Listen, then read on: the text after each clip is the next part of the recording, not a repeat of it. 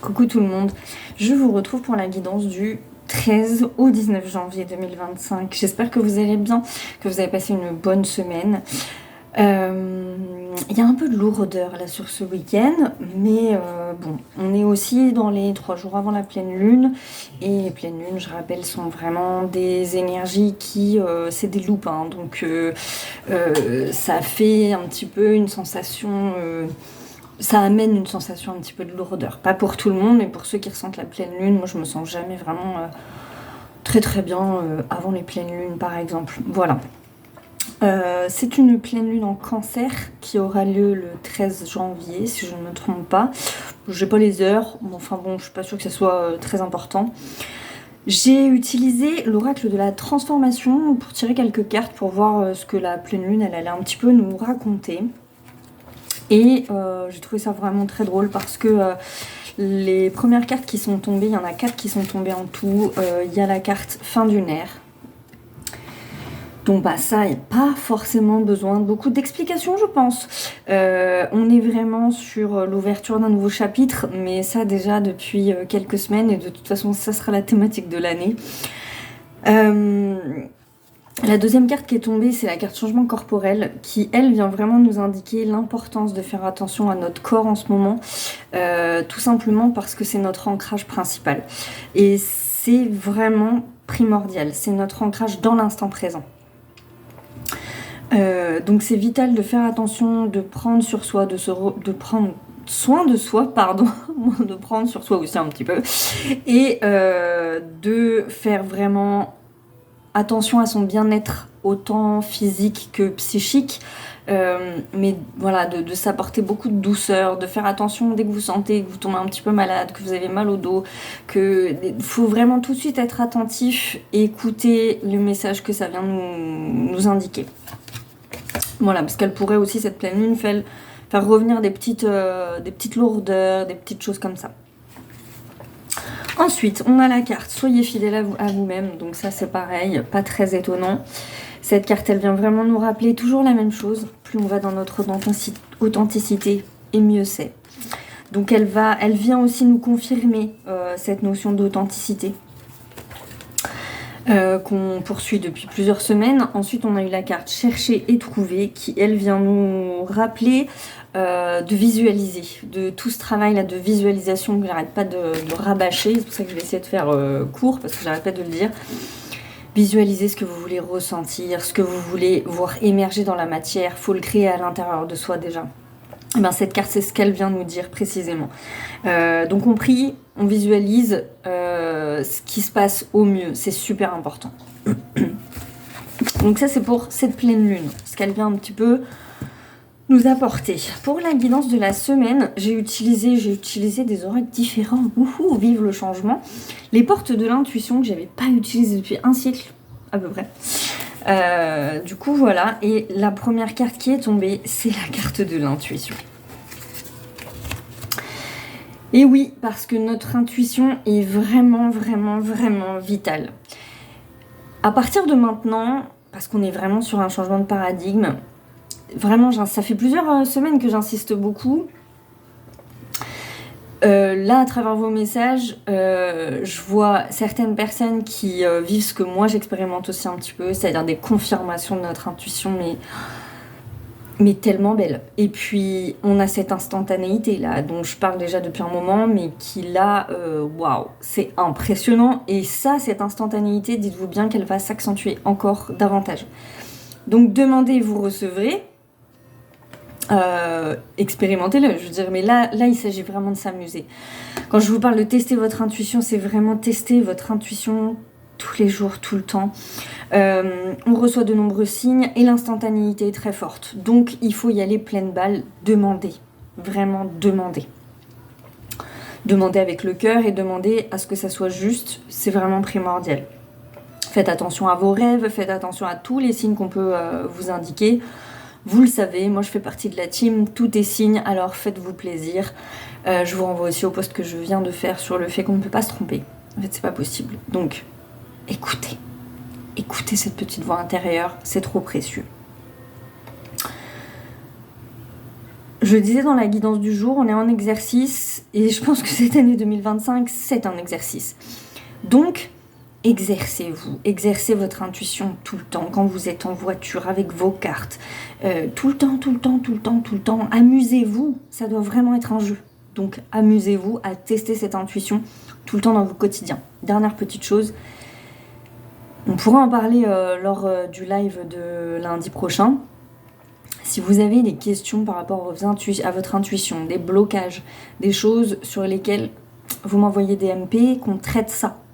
D'accord ? Sous forme de post, je sais pas comment je le ferai en fonction de vos retours, mais en tout cas, n'hésitez pas à m'envoyer des messages pour qu'on en discute.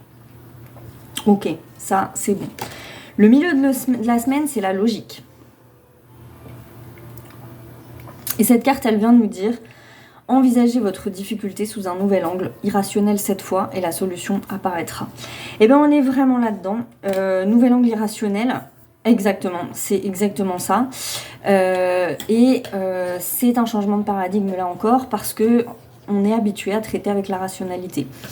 Alors que là, on nous demande vraiment de suivre quelque chose qui est complètement de l'ordre de l'impalpable et de le suivre presque aveuglément, vraiment sans trop se poser de questions. Donc, si vous avez des blocages dans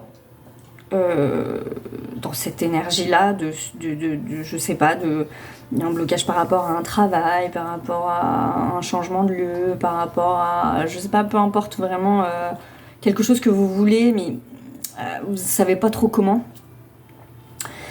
Prenez le temps de poser sur une feuille. C'est hyper important. Prenez le temps pour prendre de la hauteur par rapport à votre problématique et envisagez-la vraiment sans la matière. C'est-à-dire que vous avez un problème. Je vous partage un exemple. Bon, moi là, par rapport à Pluméange et le développement de mon activité, je fais du nettoyage de lieux déjà depuis plus d'1 an maintenant. Mais je le fais de manière complètement pas officielle. C'est-à-dire que voilà, je dépanne des gens, je fais avec mes amis autour, etc. Bon, vous connaissez, ceux qui me suivent depuis longtemps, vous savez, ma problématique à moi, c'est la légitimité. Donc en fait, la vie, elle m'a amené des expériences qui m'ont montré que mais t'es grave capable de faire ça en vrai. Donc du coup, c'est trop cool, un nouvel outil, une nouvelle corde à mon arc, c'est super. Sauf que le nettoyage de lieux, jusqu'ici, je l'ai fait principalement en vrai. C'est-à-dire vraiment en allant dans les lieux, c'est là où mes ressentis sont les plus forts, etc. etc. Je l'ai jamais vraiment encore fait à distance, même si je reçois des informations, c'est pas pareil. Le principal de ma clientèle, j'aime pas trop ce mot-là, mais le principal de ma clientèle, les gens qui viennent me consulter, c'est clairement des gens plutôt sur les réseaux. C'est-à-dire que dans ma ville, là où je suis, je connais très peu de gens et je suis pas spécifiquement connue. Là, j'ai un blocage matière très concret.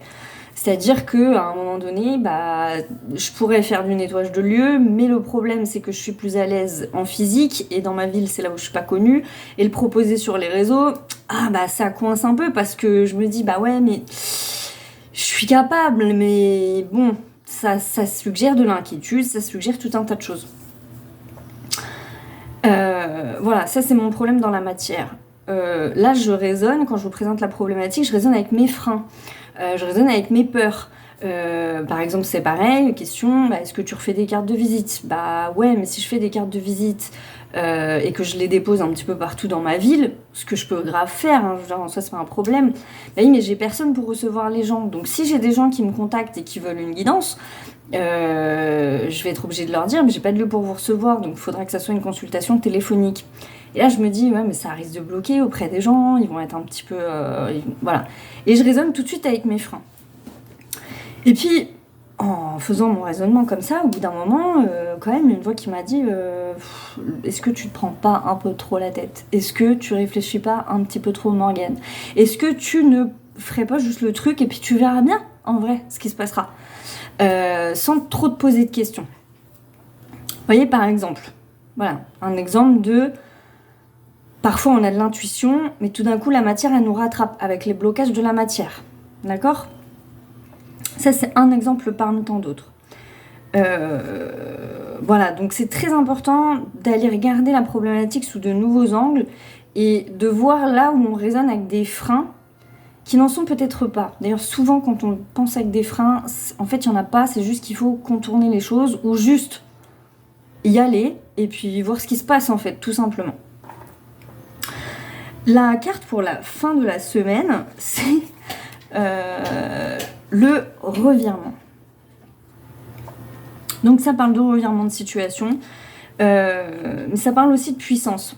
La carte, elle dit, vous êtes beaucoup plus puissant que vous ne l'imaginez. Cette capacité vous permet de transformer le négatif en positif. Alors cette carte, elle parle aussi du collectif. Pourquoi ? Parce que on est dans le changement de paradigme, c'est tout. Il y a un revirement d'énergie qui est en train de se faire, donc il est vraiment en processus. Et c'est le cas dans nos vies individuelles, c'est ça qui fait cette instantanéité, le fait que maintenant on nous demande de vraiment fonctionner avec que l'intuition. Les règles changent. Les règles sont en train de changer, elles ont déjà changé, mais elles sont encore plus en train de changer, et de plus en plus ça s'ancre dans la matière. Même si je sais que pour encore beaucoup de gens, c'est pas forcément palpable réellement dans la matière, je vous assure que c'est le cas et que ce que je suis en train de dire, ça va résonner de plus en plus très très très très fort. Et c'est une très bonne chose d'ailleurs. C'est aussi un changement de paradigme de la pensée. Ça illustre ce que j'ai dit tout à l'heure. C'est-à-dire, vous voyez, dans la vie, dans le quotidien, on a des problèmes très matière. Le problème, c'est que là, on nous demande d'aller puiser dans notre spiritualité ce qui pourrait nous sauver dans la matière. On nous sauver entre guillemets, mais vous voyez l'idée. Donc, ça nous demande aussi de constater notre puissance, notre capacité créatrice, notre capacité à vraiment modifier les choses, à notre impact dans la matière, en fait, parce qu'on a souvent tendance à la subir, cette matière, alors qu'en fait, on peut avoir un impact dessus.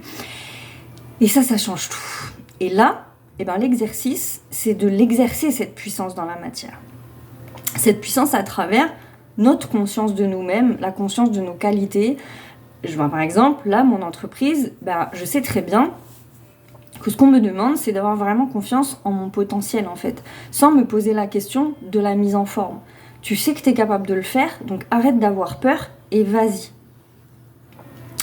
Parce qu'on est vraiment que juste ça, c'est-à-dire je pourrais pleurer pendant 10 ans parce que machin, la vérité c'est que tant que j'ai pas conscience de ma puissance, pas de ma puissance au sens égotique du terme, de ma puissance dans le sens de ma capacité à réaliser certaines choses, il y a des choses que je sais faire, point barre, donc à partir du moment où je sais le faire, je peux le proposer en tant que service, et que je me sens légitime à faire ça, c'est ça ma puissance en fait.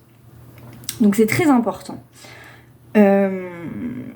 Et ce qui est intéressant du coup pour la thématique de la semaine, c'est que là j'ai utilisé l'oracle des arbres et des ogames, c'est le chêne qui est sorti. Alors vous remarquerez bien, c'est difficile de déraciner un chêne, c'est très difficile. C'est l'arbre de la combativité, c'est l'arbre de la longévité et du pouvoir.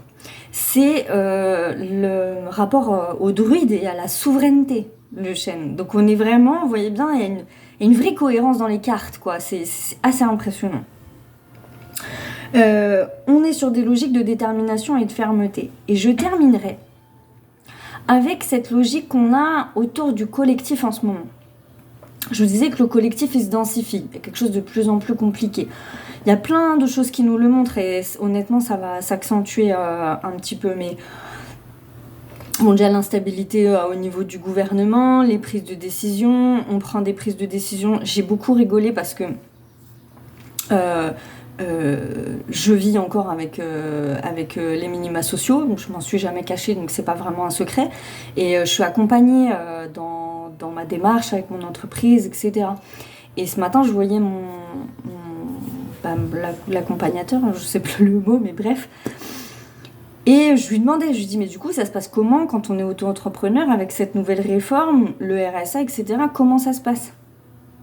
Avec les 15 heures là qui viennent de passer, d'autant plus que sur les réseaux, j'ai tout entendu. J'ai entendu que c'était des fois 15 heures, ça peut être du bénévolat, ça peut être effectivement des heures de travail effectuées, mais ça peut être aussi des heures de recherche d'emploi, c'est-à-dire, je sais pas, des heures de formation, des heures de... Voilà, c'était pas très clair. Et puis, autre chose, on nous dit qu'il faut qu'on s'inscrive. à Pôle emploi, mais en même temps sur le site, c'est pas dit qu'il faut s'inscrire. Enfin bref, c'est vraiment un fouillis total. Du coup, j'en profite de mon rendez-vous ce matin. Je lui dis comment ça se passe concrètement quand on est auto-entrepreneur, comment ça se passe au niveau de ces 15 heures. Et là, il me répond quelque chose de formidable. Alors vraiment, voilà. Alors, je reviens un peu en arrière. Quand cette réforme elle est passée début janvier, franchement ça a suscité de la peur chez moi parce que je me suis dit wow, comment je fais concrètement? Je suis lancée sur une bonne mouvance avec mon entreprise, mais bon, les auto-entrepreneurs qui me suivent, ils savent, le problème c'est qu'à un moment donné, c'est des revenus qui sont très irréguliers. Donc c'est un petit peu ça le souci, quoi. Et puis il y a des mois qui sont morts aussi, faut le dire. Donc du coup, j'étais dans ces questionnements, ça a suscité un petit peu de peur. Comme je commence à avoir l'habitude maintenant, tout de suite j'ai entendu, reste calme, il n'y a pas de souci, il va y avoir des solutions, il va y avoir des choses. Bon, de toute façon, en ce moment, je suis dans un accompagnement, donc techniquement, on ne devrait pas trop me poser de problème, mais voilà, je me pose la question. Et déjà, mon premier travail, c'est de ne pas aller dans cette peur. Et puis, voilà, et le monsieur au rendez-vous me dit « Mais je sais pas comment ça se passe, madame, je peux pas vous dire, parce qu'en vrai, on n'en sait rien. On a posé des questions à Pôle emploi, on a posé des questions au conseil régional, et ils ne savent pas nous répondre. »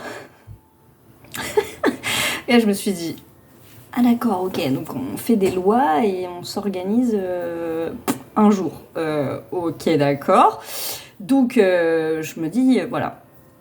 Moi, je sais très bien que si je vis cette expérience, c'est précisément parce qu'il faut absolument que je prenne conscience de ma puissance. Parce que tant que je prends pas conscience de ma puissance, en fait, je suis soumise à des choses qui sont hyper désagréables dans la matière. Donc, mon exercice à moi, c'est allez, vas-y, t'y vas, t'arrêtes de réfléchir, t'arrêtes de pas te sentir légitime et t'arrêtes de te prendre la tête en vrai, parce que c'est plus possible maintenant. D'autant plus que je lui explique, je lui dis mais je comprends pas bien en plus le processus parce que là je pense même pas forcément à moi, mais je me dis bah si c'est du bénévolat, comment ça fait revenir vraiment les gens vers l'emploi, parce que du coup on peut du coup rester. Enfin je vous avouerai que c'est super simple de percevoir son RSA et de faire du bénévolat. Enfin je veux dire, il y a rien qui t'oblige vraiment à bouger. Enfin c'est du coup la démarche de base elle est bizarre, c'est bizarre et on sent que en fait c'est pas vraiment pensé pour aider les gens, pour faire avancer une problématique. C'est juste fait pour créer de la peur chez les gens, pour qu'à un moment donné, on sent que le contexte, il se referme. Mais il y a d'autres mesures qui vont dans ce sens-là. Là, dans ma ville, ça y est, moi, la vignette pour les voitures, là, je sais plus comment elle s'appelle, critères, machin, elle est mise en place. J'ai mon ancien voisin qui m'en parle et qui tout de suite me dit, parce que moi j'ai une vieille voiture, elle date de 99, je crois. Et par exemple, mon fils, je l'emmène en plein centre-ville. Donc, il me parle de ça, il me dit bah ça y est, la vignette elle est installée, vous l'avez et tout. Et moi, je n'étais pas au courant. Je dis bah non, je l'ai pas. Oh là là, puis je commence à avoir peur. Je me dis mais si jamais ma voiture elle passe pas dans le centre-ville, je fais comment pour emmener mon fils à l'école? Et bam, peur. Je rentre à la maison, je regarde et en fait, bon, ça passe quand même parce que la limite, c'est les voitures de 96. Donc voilà, mais vous voyez que je suis pas passée au plus loin du problème. Et je me suis dit, merde, s'ils étendent les trucs, je vais me retrouver vraiment dans la galère, quoi. Vous voyez le mécanisme? Peur. Ça déclenche de la peur. Et la peur des amendes si on le fait pas. Enfin, vous voyez, on est toujours sur le même mécanisme. Et puis bien évidemment tout ce qui tourne autour de l'argent, je pensais là, j'en ai déjà parlé la dernière fois, mais les tickets resto là, pareil, qui arrangeaient quand même bon nombre de gens, bon bah tout d'un coup on peut plus payer ses courses avec, alors que ça arrangeait quand même pas mal de gens. Moi, personnellement j'en ai pas, mais je sais qu'il y a des gens que je connais autour de moi que ça arrangeait bien. Et là je vous parle que de ce qui est passé depuis le début de l'année, mais ça va continuer. Autre chose aussi, très palpable dans le collectif, c'est les 2 poids 2 mesures, les énergies qui viennent chahuter et renfermer les processus et faire en sorte que les gens ils s'extrémisent dans leurs pensées. Je vous donne un exemple tout bête, là vous voyez, il y a les incendies à Los Angeles, qui sont vraiment, enfin c'est hallucinant. C'est hallucinant, vraiment. Et en même temps, c'est pas anodin. C'est pas anodin. Los Angeles n'est pas le fruit du hasard. Alors, on pourrait y voir la problématique juste climatique. Ça n'est pas une problématique juste climatique. Je rappelle que le feu, c'est de la purification. D'accord ? Los Angeles, par essence, c'est quand même l'endroit... Comment dire ça proprement. C'est quand même un endroit énergétiquement puissant, comme beaucoup dans le monde, qui ont été détournés par des forces involutives. On va le dire ça comme ça. On est sur tous les scandales, etc., etc. On est sur cette espèce d'énergie. Pendant qu'à un moment donné, au Moyen-Orient, les cadavres ils s'empilent, les gens meurent depuis déjà plusieurs mois dans une détresse innommable. Et vous voyez bien que le traitement de l'information, il pose question. Et il pose question en même temps parce qu'il permet d'extrémiser la pensée. Parce que si vous regardez les commentaires sous ces publications-là, le deux poids deux mesures finit par devenir insultant et en même temps ça cristallise des choses et notamment de la haine dans l'esprit des gens. Tout ça c'est pas anodin, c'est pas des choses qui sont là par hasard et c'est vraiment des choses qui nous amènent à nous recentrer et aussi à nous montrer. Par rapport à la situation du Moyen-Orient, moi mes guides ils m'ont dès le début dit que c'était vraiment des martyrs et un martyr par essence il est là pour nous montrer, par essence, je parle pas de l'essence dans la matière, de ce que les gens disent dans la matière du martyr, je parle vraiment de ce que mes guides m'enseignent sur ce sujet. C'est très différent parce que sinon vous allez pas me comprendre. L'énergie du martyr, elle est là pour nous montrer une dissonance dans la matière. Elle est là pour nous montrer... C'est un sacrifice pour nous montrer quelque chose, pour attirer notre regard sur quelque chose. Si vous prenez certains saints ou certaines saintes qui ont vécu des stigmates, par exemple, qui sont des martyrs aussi, vivre ça, ça fait de nous un martyr, et ben c'est exactement cette notion-là. Parce que du coup, leur sacrifice de vie, c'est de montrer des souffrances à l'humanité. Et tout ça, c'est pas anodin, parce que collectivement, c'est censé ouvrir notre conscience et nous faire attirer l'œil sur des situations et sur des choses qui posent problème. Alors bien évidemment qu'on ne peut pas comparer des choses qui sont incomparables, parce que c'est totalement improductif et que ça fait pas avancer la pensée. Mais on nous demande juste de bien regarder tous les processus qui sont à l'œuvre, pour ne pas justement ni nourrir le deux poids deux mesures, ni aller nourrir des haines qui n'ont pas lieu d'être dans ces diverses situations. Là, je vous prends vraiment des exemples, mais je pourrais en prendre plein. Vous entendez les propos de notre président sur l'Afrique ces derniers temps. Si c'est pas une volonté de provoquer, je m'appelle plus Morgane, je veux dire vraiment. Donc vous voyez, ce que je disais sur cette matière-là qui se densifie et qui se renferme, si vous, en face, vous n'avez pas le contre-pied d'être ce chêne, d'être puissant dans ce que vous vous sentez être vraiment, dans vos valeurs, dans la matière, dans votre intuition, les choses que vous sentez vraiment au fond de vous, juste ou non, de là où vous avez envie d'aller ou non, ben vous voyez bien que la matière, elle va vous emmener en fait, parce que je vous dirais que je le vis et que ce qui me permet de tenir, vraiment, c'est-à-dire de pas... Mais ces peurs, elles sont venues à moi, mais elles m'ont pas pris. Alors qu'avant, il y a 6 mois en arrière, 8 mois en arrière, je partais. C'est-à-dire que c'était la catastrophe, et mon Dieu, et je vais jamais y arriver. Et c'était catastrophique. là je me dis, ok, la matière, elle me donne une information. C'est une information. Ok. Mon intuition, c'est très important ce que je vous dis, parce que vraiment, notre intuition dans les mois à venir peut nous sauver la vie. Pour certaines personnes, ça sera vraiment de cet ordre-là. C'est super important. Dernier point, ça va vous paraître paradoxal, mais pourtant ça ne l'est pas. J'ai eu le cas d'une personne cette semaine qui me dit j'ai regardé des guidances, alors j'ai pas les noms, puis on s'en fout, hein, des noms de qui a dit quoi, tout ça on s'en fout. Mais j'ai regardé une guidance qui m'a parlé de 2025, que ça allait être super compliqué, machin, et que peut-être on serait confiné. Je vais être très claire. Franchement, là, je vous donne mon avis, mais brut, vraiment, c'est super important. Et je le sais parce que moi-même, je le vis. Je reçois beaucoup d'informations sur le collectif. Je vous en partage pas les 3/4. Pourquoi ? Parce que, est-ce que c'est utile ? Qu'est-ce que ça génère derrière ? Quand je vous dis ça se densifie, c'est parce que, en même temps, faut pas être sorti de Saint-Cyr, puis faut pas avoir des capacités de ouf non plus pour voir que dans la matière, ça pue le caca. Je veux dire, c'est à un moment donné quand même, voilà.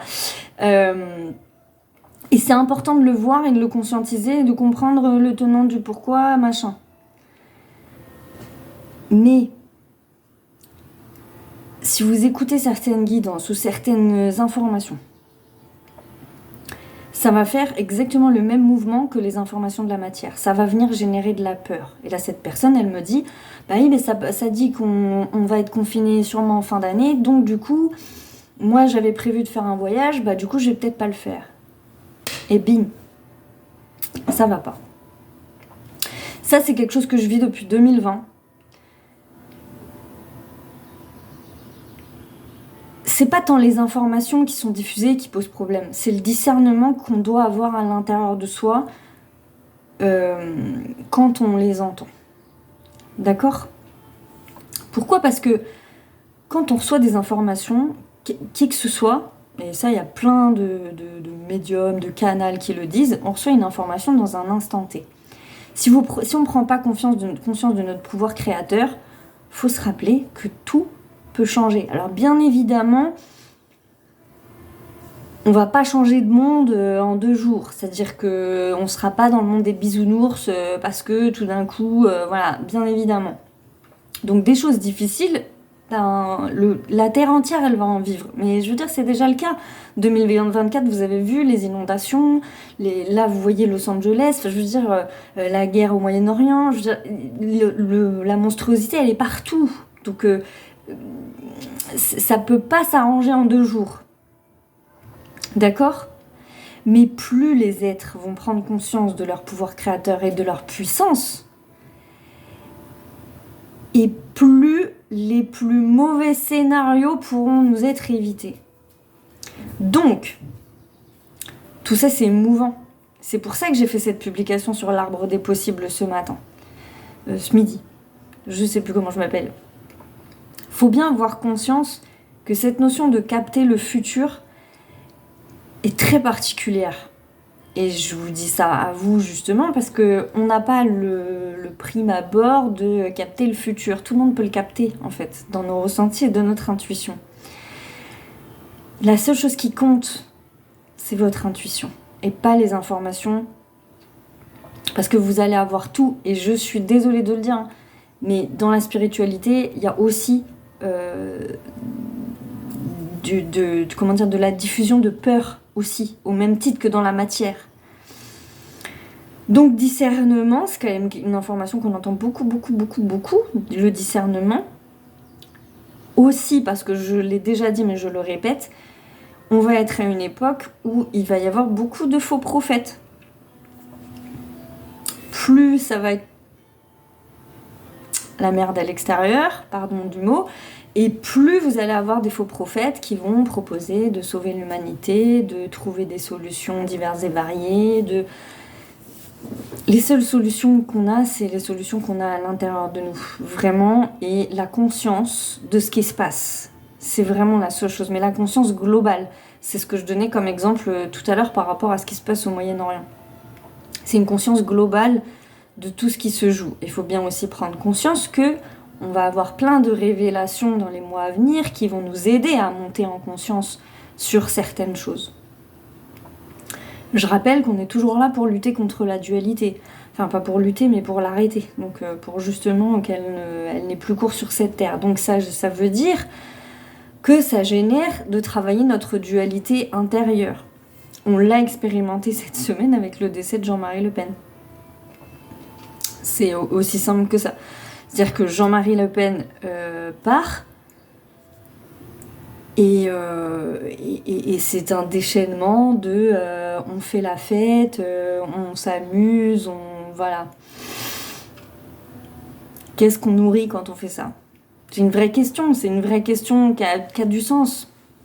Parce que je crois que les temps nous rappellent à quel point l'humanité, en ce moment, a vraiment besoin qu'on se rappelle que nous ne sommes personne et que les jugements ne sont pas terrestres. Et que, autant une personne qui part, quel que soit ce qu'elle a fait, Dieu seul sait que Monsieur Le Pen n'était pas la personne la plus gentille du monde, n'est-ce pas ? Il est mort très âgé, donc à un moment donné, il a quand même eu une belle vie, je veux dire, ça va, hein. Il meurt de vieillesse, je veux dire, voilà, jusqu'ici, à un nouveau sous le soleil. Se réjouir de la mort de quelqu'un, c'est quand même... on est quand même sur des trucs... quand même, hein, voilà. Et de 3, ça solutionne pas grand-chose, hein, son décès. Parce que on sait ce qu'on perd, on sait jamais ce qu'on retrouve. Donc voilà, et la mort d'un homme ne fait pas mourir ses idées. Et dernièrement, les idées de Jean-Marie Le Pen, c'est pas lui qui les a inventées, n'est-ce pas ? Il n'en était qu'un diffuseur parmi tant d'autres. Et c'est pas lui qui est créateur de la xénophobie et du racisme, et voilà. Il était un acteur parmi tant d'autres de tout ce qui ne va pas dans ce monde, n'est-ce pas ? Donc voilà, mais ça renforce la dualité, tout ça. Vous voyez bien, les bons, les méchants. Tant qu'on sera sur cette logique de bons et de méchants, vous pouvez être sûr qu'on n'avancera pas. Donc sur chaque thématique que le collectif rencontrera, dès lors qu'on est dans une problématique de bons ou de méchants, ça marche pas. Mais c'est pareil à l'échelle individuelle. C'est exactement la même logique. Alors forcément, c'est plus compliqué à travailler à l'échelle individuelle. Parce que c'est très facile de condamner les autres. C'est très très facile de condamner les autres. Quand vous transposez à des situations personnelles, c'est très facile de condamner les autres. Maintenant, on est à une ère de responsabilité. Où, ok, tu m'as fait du mal, mais je prends aussi mes responsabilités dans la situation, je recadre, je reprends mon énergie, je remets ma puissance, et je te respecte dans ton altérité. Et ça, pour toutes les situations, individuelles et collectives, c'est toujours le même mouvement. Et c'est ça qui est pas facile. C'est précisément ça qui est pas facile. Parce que c'est plus facile de détester quelqu'un. Je vous le dis avec beaucoup d'honnêteté, je me le dis à moi-même beaucoup ces derniers temps, pour avoir moi-même des zones où je sens que j'ai encore beaucoup de colère par rapport à certaines personnes de ma famille, par rapport au père de mon fils, etc. Et j'ai beau me le rappeler en permanence, cette colère, elle continue d'être présente, et j'ai du mal à passer l'étape d'après, alors que pourtant, intellectuellement, je le sais, je le ressens. Donc voilà. Bon, c'était un peu relou, mais c'était important que je le dise, parce que j'en ai des retours, et que, voilà, donc discernement quand vous entendez des choses, y compris quand moi je vous parle, hein, c'est toujours très important. Vous gardez ce qui vous vibre, vous essayez d'être en conscience sur le maximum de choses que vous pouvez, dans l'instant T, parce que c'est toujours pareil, les choses elles bougent. Et voilà, et sachez vraiment que ce qui de toute façon sera l'outil le plus important, quel que soit le collectif, l'individuel, tout ce que vous voulez, c'est précisément cette intuition et ne plus se fier à cette matière. Parce que cette matière, je le répète, ne pourra rien vous apporter. Elle n'a plus rien à nous donner parce qu'elle est en train d'imploser de l'intérieur. Voilà. Et c'est très bien, parce que c'est quelque chose qui se termine pour qu'il y ait du renouveau qui commence. Donc forcément, qui dit renouveau qui commence, dit qu'il y a des choses qui s'arrêtent et un contexte qui, dans un premier temps, avant de s'arrêter, va se durcir. Donc voilà. Mais une fois qu'on est conscient de ça, c'est ce que je disais dans « on est protégé quoi qu'il arrive à partir du moment où on est ancré, aligné avec notre intuition ». Voilà, j'espère que j'ai été claire. Si vous avez des questions, surtout n'hésitez pas. Surtout à propos de votre intuition, c'est très important, parce que dans ces cas-là, on va travailler tout ça. Et du coup, voilà. Et si, on va terminer sur cette note très très positive, j'ai partagé un livre en story, je sais plus quand, hier ou avant-hier, qui est Comme par magie, de Elisabeth Gilbert, si je me trompe pas, qui a écrit Mange, prie, aime. Peut-être certains connaissent plus le film que le livre. Je vous conseille d'ailleurs le film de Mange, prie, aime, parce qu'il est magnifique, je l'adore ce film. C'est un de mes films préférés. Et son livre, Comme par magie, c'est un bijou. Et c'est un bijou qui pourrait être très utile en ce moment, parce que la créativité est super importante. Mais vraiment vitale. Pareil, comme l'intuition. Suivez vos intuitions. La créativité, c'est aussi ce qui va vous sortir de ça, là. Prenez de la hauteur et quittez la rationalité. Envisagez votre difficulté sous un nouvel angle, irrationnel cette fois, et la solution apparaîtra. C'est dans la créativité, la solution. Donc c'est très important. Donc, pour ceux qui peuvent, n'hésitez pas à prendre ce livre. Ça se trouve, il est en audio, en livre audio sur YouTube. Donc n'hésitez pas à chercher. De toute façon, moi je l'avais pris en format poche, donc il reste quand même très accessible au niveau du prix. Mais vraiment, c'est vraiment un bijou et ça peut aider énormément. La créativité est super importante en ce moment. Moi, c'est un des points de frustration que je vis le plus en ce moment parce que j'ai plein... Alors, mes guides, ils m'envoient, j'ai plein de créativité pour faire les choses par rapport à la plume-mélange là, mais ça n'arrête pas. J'ai de quoi vous proposer des trucs toute l'année là. On est vraiment sur un truc, ça pulse, c'est génial. Mais encore une fois, si on ne travaille pas la légitimité et qu'on ne se sent pas en confiance, bah, il se passe rien. En fait, donc la conscience de notre puissance est essentielle et la conscience de cette reliance et de tout ce qu'on reçoit, c'est vraiment à honorer. Voilà. Je vous souhaite une excellente semaine. Je crois que j'ai tout dit. Suivez votre intuition et kiffez sans trop écouter la matière.